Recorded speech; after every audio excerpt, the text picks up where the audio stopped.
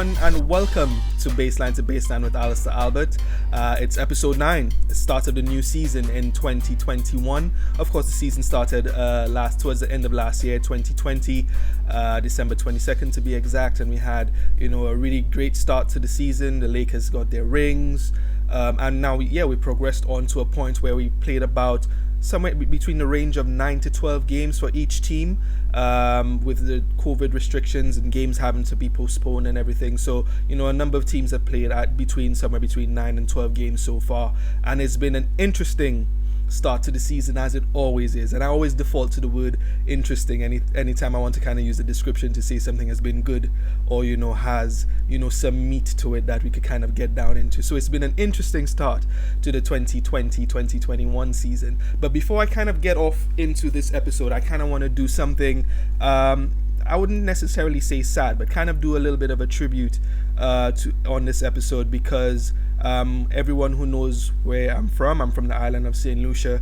Within the basketball fraternity on the island, we lost someone who was really well respected in the basketball circles as a coach. His name is Melvin Charles, known as Flying, affectionately known to us as Flying. He coached the team, the St. Mary's College team, which was, I would be biased, I played for the team for 3 years. With my last 3 years at that high school, is basically a high school, secondary school. Flying was basically what we consider the best coach on island, and I think his record stands, as a testament to that. So I have, all my little jerseys at the back as usual. I put up jerseys just to kind of change the background a little bit, and I put up one of my old SMC jerseys there, St. Mary's College. Flying was an amazing coach. He taught a lot of us on the island, many teams, the fundamentals of the game. And, even for a guy who was like 5'0", he was like basically Spud Webb for us in St. Lucia. He was small, but, the guy could dunk, from what we've heard back in his days when he was an actual athlete, and before he really got into coaching. Flying was a tremendous basketball player playing for the island of St. Lucia and everything as well. So, and he tragically passed away a couple of weeks ago, and to many of us on island, he was someone we really respected as a coach. He commanded a level of respect, and with that, he pushed those teams to the limit, to the point where in his 11 seasons, I kind of have to refer to my little topic sheet there because I wrote it down. In the 11 seasons that he coached the SMC team for between 1996 and 2001, 2002, give or take a season is about 14 games for each secondary school. If you have to include the playoffs, the quarterfinals, semifinals, and finals, let's say about 14 games, give or take. Flying amassed a record basically of 125 to 1. Let me repeat that, 125 to 1. That's 125 wins and 1 loss. And that 1 loss, regrettably, was to the Entry Pro Secondary School, where Arnold Henry, one of the guys on there, and Ed and all the, I can't remember the name of the names of the guys on that team, but Arnold, I'm sure, will be proud to be happy to say that that their team was basically the only blemish that we had, or Flying had on his resume. He was perfect throughout those 11 seasons, never losing a game until that last finals game where the senior team lost to the Entry Pro Secondary School. So Flying was a great, his record shows it. We produced a school of basketballers who were top notch on the island, and it was really sad to hear that he passed away. So this show, I would like to say, is a bit of a tribute to him. My jersey is up there to kind of recognize that. And I'll not take too much longer, but I thought it would be only right, as a St. Lucian who played for Melvin Charles, to kind of start off the episode paying a little bit of a tribute to him. So rest up, Flying, rest easy, rest in peace, and we all definitely appreciate the coaching and the foundation that you set for us as young men at the St. Mary's College. And also in the NBA, of course, there were deaths towards the end of last year. There was Tommy Heinsohn, one of the Boston Celtics legendary players who passed away at an advanced age. And then we had Paul Westphal to start off this year in 2021, who was a great player himself, was the coach of the Phoenix Suns, who took the team with Charles Barkley to the NBA Finals against Michael Jordan. And also, I remember him a lot more closely when he was the coach of the Sacramento Kings in 2009 to 2012. So he passed away recently as well. And a close friend of mine, Peter Vesey, who's one of the Hall of Fame writers for the NBA and who was an NBA analyst, I've gotten to be able to have a bit of a relationship with him communication wise, and he wrote a tremendous piece on an article on Paul Westphal, because he was also a really close friend of Paul Westphal, and you could check that out on the Legends of Basketball website, where Peter Vesey writes as one of the main analysts there. So check that out. So it's been a traumatic start for the NBA where that's concerned to start this season. And of course, we've all kind of experienced a lot of trauma over the last couple of weeks to end last year and to start this year. 2020 was a year I know a lot of us would like to forget, and 2021 has started off in interesting way so far, so I'll kind of leave everything else out of it, but you know what I'm talking about. So 2021, we're here, but the NBA season has begun, and what I like to say, where baseline to baseline is concerned, there will not be episodes like every other 2 weeks or every other week or anything going forward. I kind of need to manage the time between some of the productions that I do for Expose the Soul. If I'll kind of do a promo read for that later, the Actors Post, and of course baseline to baseline, and working full time. So I'm going to try to manage my time, and what I've decided to do is to split up the episodes for this season into 4 parts. So this is the first part, episode 9. The second episode will kind of air during the All-Star break, which is between March 5th and 10th. So look out for the episodes that will come around that time, either just before the All-Star break or during the All-Star break. That's when episode 2 will air.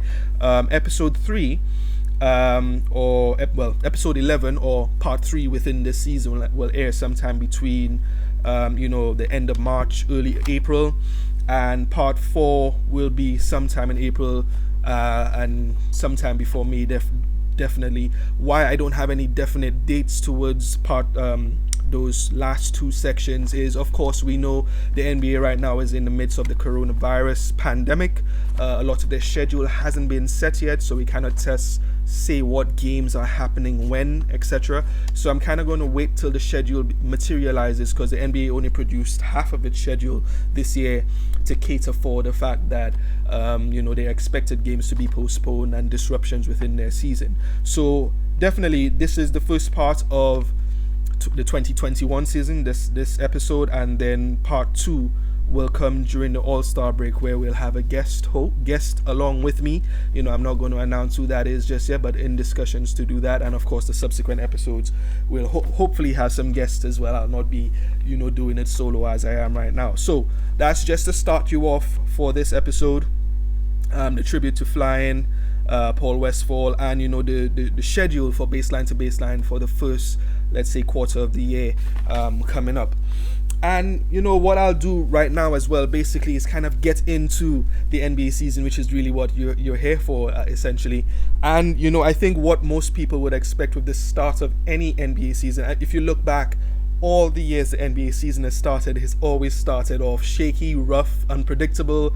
Teams at the top that you won't expect to be at the top, and then as the season goes on, it just everyone kind of gets back to earth. The teams who are overachieving the teams who are overachieving go back to their normal level of play, and we've seen a lot of that so far. So to start off the season, we had the ring night. Of course, we had the LA Lakers, who received their rings for their bubble championship, where they won their 17th championship. And I don't know if anyone has seen it, but I'll put up a picture for you right now of the rings that the Los Angeles Lakers got.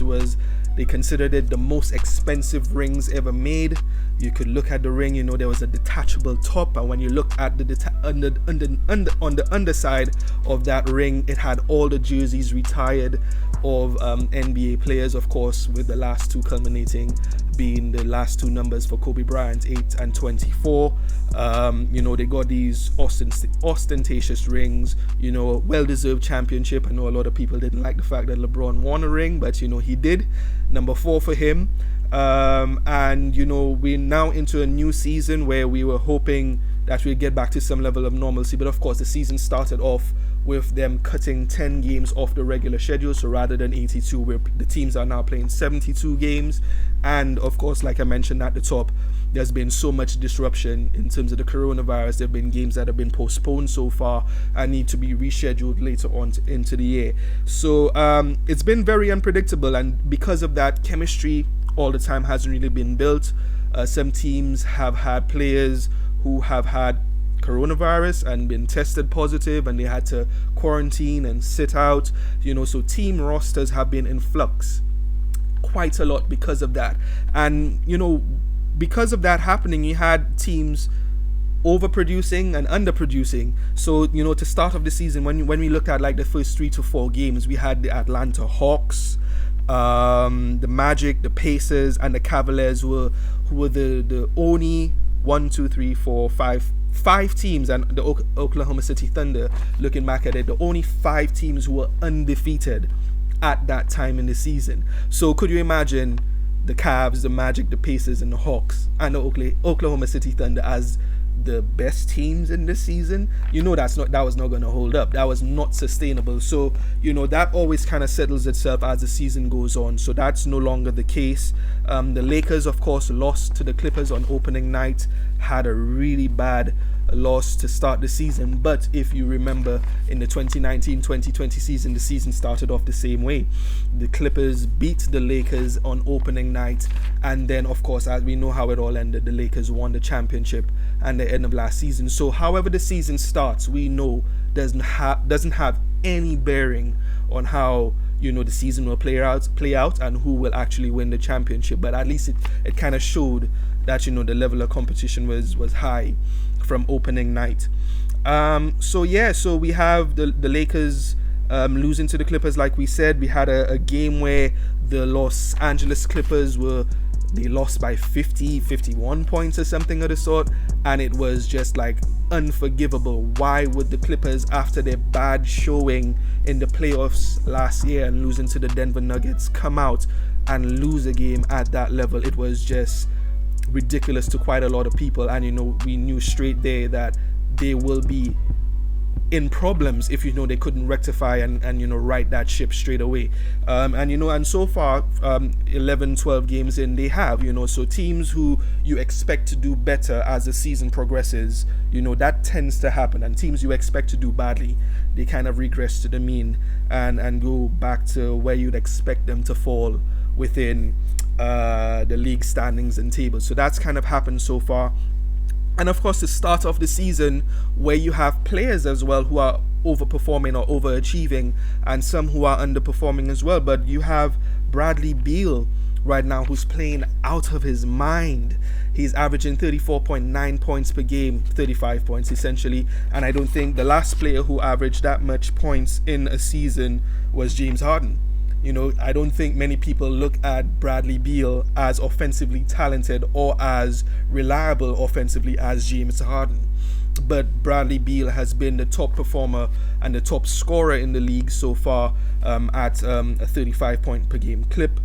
Within the first 5 games of the season, you had Colin Sexton and Brandon Ingram, who were in the top 5 of the league in scoring. Of course, that's kind of gone all the way back down now. They've kind of regressed to the mean. Like we said, they're hitting at what you'd expect them to be hitting, between 18 and 20 or whatever points that they're scoring at the moment. So unpredictability is always expected at the start of the season. So anyone who wants to hype up a team or a player at this point of the season, you're fooling yourself, because eventually it kind of goes back to average and what you would expect from them. So let's not get too carried away just yet, Golden State Warrior fans, and everyone else, Lakers fans, everyone, let's not get too carried away, because the season has just started, And yeah, so the teams who were previously undefeated, the Cavs, the Magic, and all of that, they're no longer undefeated. There are no undefeated teams right now. But but as we go on into part 2 of this episode, when we get into the debut of the baseline to baseline power rankings table, you'll kind of see where all those teams kind of are right now. So we have the unpredictability to start the season, but we expect that. We know that's something that's a feature of every NBA season, a feature of every sports season. I'd say most teams across all sports to start a season, there's some rust that needs to be shaken off, and of course with the layoff that the guys had with the NBA season, and having to delay because of the coronavirus and being in the bubble, there was expected rust. And some teams and players underperforming and having to get back into some sort of groove. So unpredictability is the name of the game, and you could expect it every start of every season. So this is nothing for us to basically worry about. But in terms of rust and people getting back into some sort of groove, let me reintroduce to you Steph Curry and Kevin Durant. Steph Curry, let's start off with him. I kind of call this section the exposition or the expose of Steph Curry. Steph Curry has been a bit up and down, I'd say, so far, but he's second in the league right now. Sorry, he's not second in the league. He's fourth in the league right now in scoring, averaging 27.8 points per game, 5 rebounds, 6 assists. And it's the second best scoring average, let's say about 28 points per game.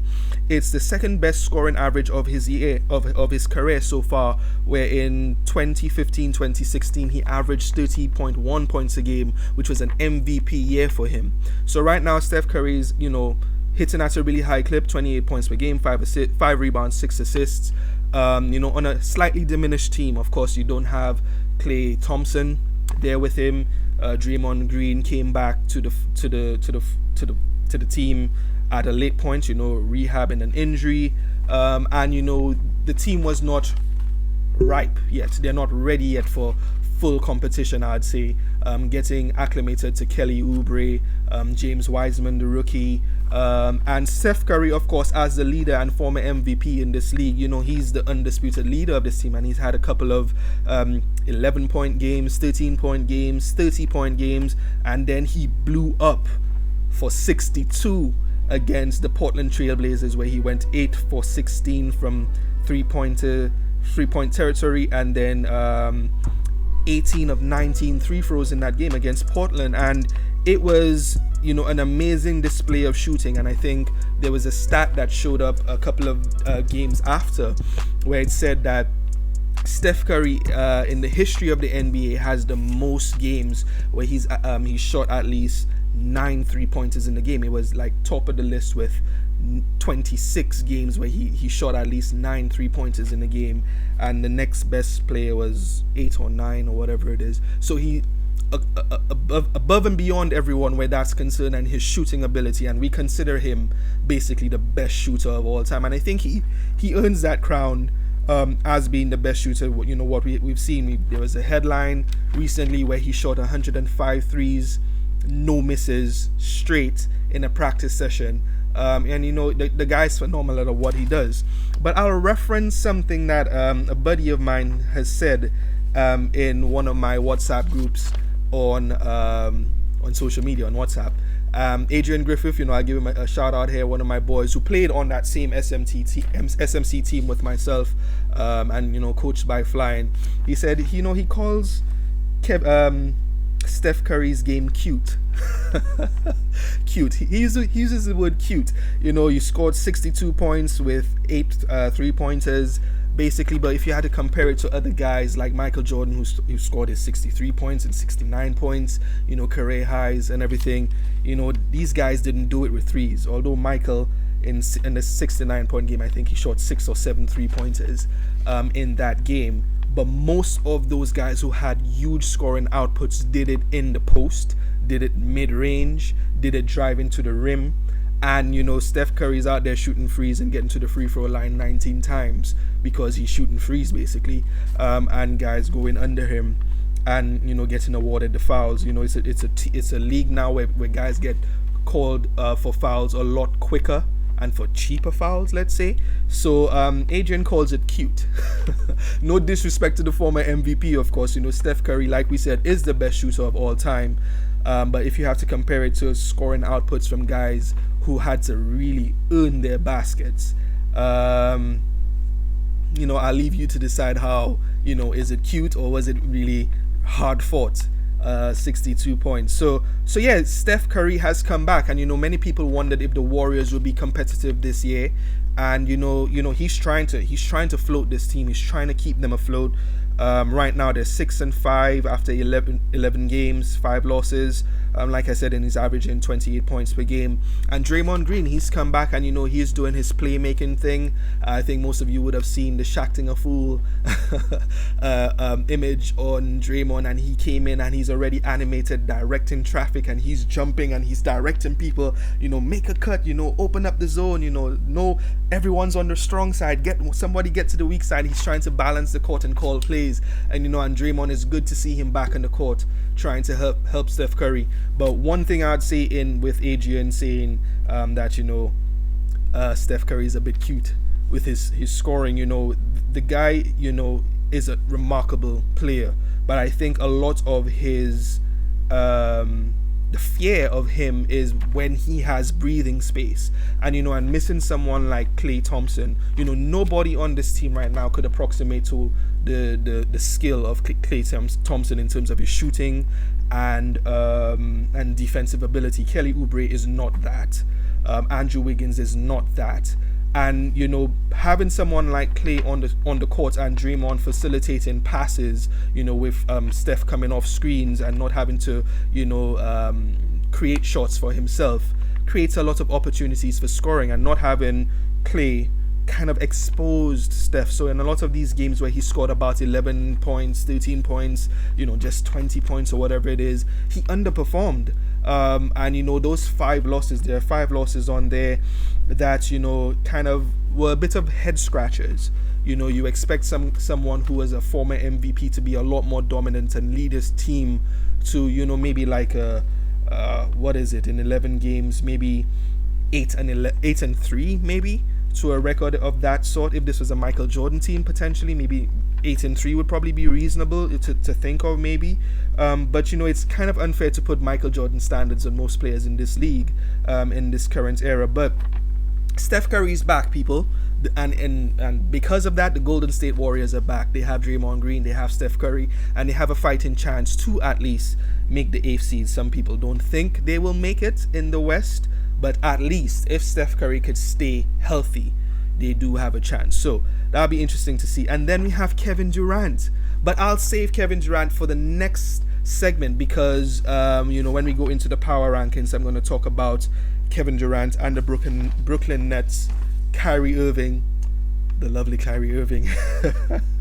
Kyrie Irving. Anyone who knows basketball and really following the league right now would understand why I am laughing and chuckling right now. Kyrie Irving he's a piece of work, man. He's an all-star, a talented player, and an absolute piece of work. But what I'll do, I'll stop here for the end of segment 1 and do a little bit of a promo read for one of the sister websites that I mentioned earlier on, Expose the Soul. And so are you a massive sneakerhead? Do sneakers or shoes in general play a huge part in your identity?